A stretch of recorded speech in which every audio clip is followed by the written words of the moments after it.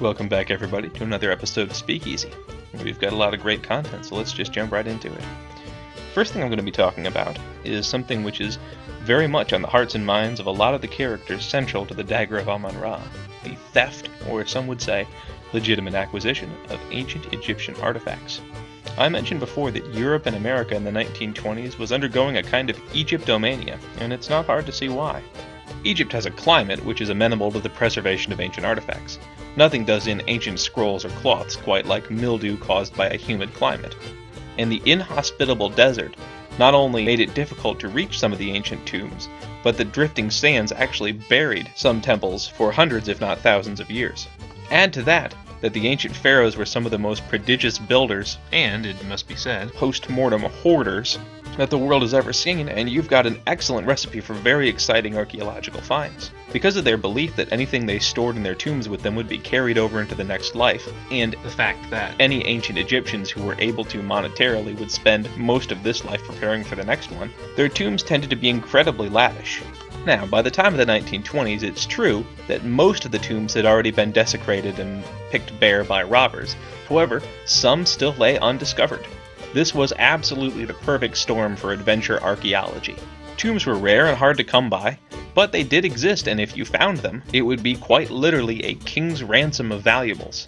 This was the era of the gentleman archaeologist. The science of archaeology hadn't really been codified yet, so today, while an archaeologist might make a name for themselves by carefully selecting an ancient site, excavating it according to standard procedure, writing a paper getting published in a journal, and working with an antiquities or other government service in the country of their choosing, archaeology in the 1920s basically boiled down to have a lot of money, or find somebody with a lot of money who would be willing to fund you, get the necessary supplies, which were whatever you deemed them to be, go to a place, and dig up whatever you wanted to find.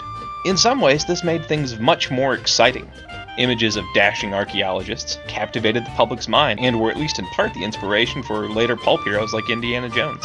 There's something romantic about the idea of a stalwart adventurer scientist hacking his way through remote jungles, or, well, if truth be told, dynamiting his way through several ancient cities in order to reach the treasure trove of Troy, like we talked about last video. However, that kind of archaeology also meant that the people who were out there actually doing the work were, in many cases, simply there for personal gain.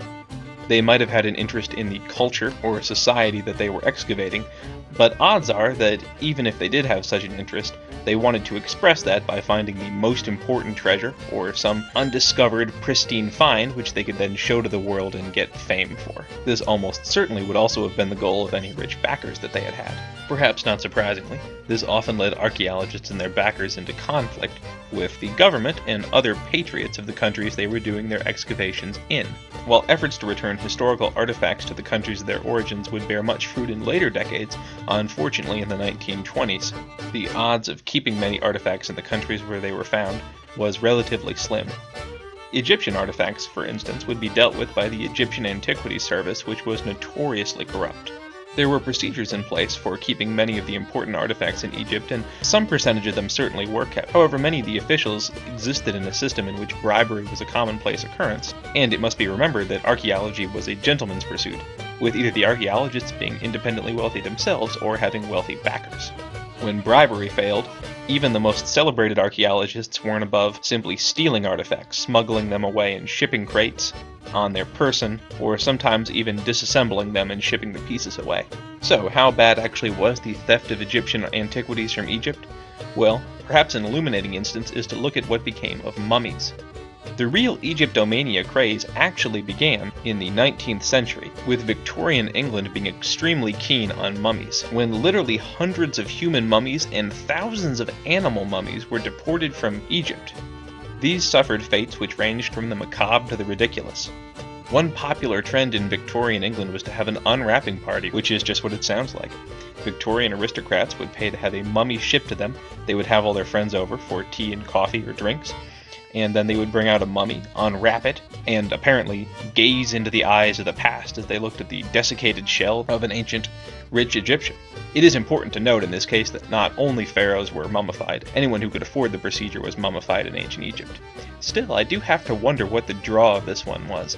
I assume at least after the first one it would never be repeated. I mean, you're only ever going to look at an ancient dead person. However, in the era before mass entertainment and in death-obsessed Victorian England, I could imagine that this would be entertaining enough to have repeat performances of.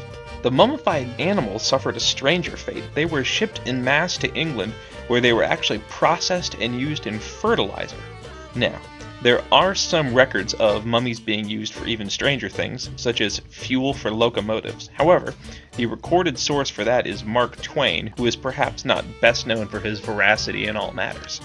That said, even if he did make up the story, you'd have to imagine that he took at least a kernel of truth from the fact. Perhaps he was simply doing a commentary on the fact that it was really weird that mummies were that commonplace in England. Another claim with about the same level of trustworthiness, perhaps a little bit greater, is that mummy-wrapping linens were used during the American Civil War as paper, or in the manufacture of paper. Regardless about the truth of these last two, I think we can get an idea for the mass export of Egyptian artifacts and antiquities by the fact that mummies were being used for common things, possibly as fuel, certainly for fertilizer, and absolutely certainly for amusements for the rich and bored. It might be tempting to look on Dr. Smith and Mr. Najir in the Dagger of Amon-Ra as fanatics who are Egypt crazy and not appreciating the archaeological finds, but it must be remembered, and can probably be very seen clearly in Dr. Carter, that the proud traditions of their country are essentially being exported and exploited for the personal gain of disinterested Europeans.